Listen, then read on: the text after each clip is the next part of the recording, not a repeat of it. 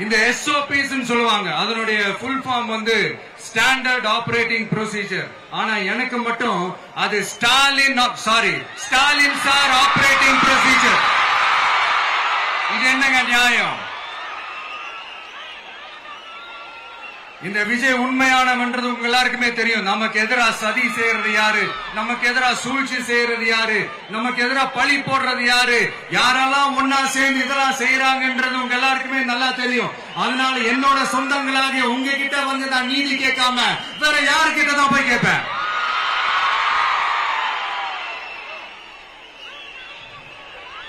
செல்ஃபே எடுக்காத ஒரு கூட்டணி கணக்கு, செல்ஃபே எடுக்காத ஒரு அறத பழைய அரித்மேட்டிக் கணக்கு, இதெல்லாம் வேலைக்கே ஆகாது. ஆணித்தரமா அடிச்சு சொல்றேன்.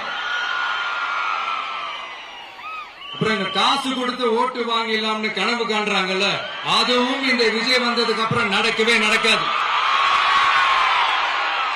வண்டி வண்டியா கொண்டாந்து குட்டுவாங்க. 1000, 2000, 3000, 4000, 5000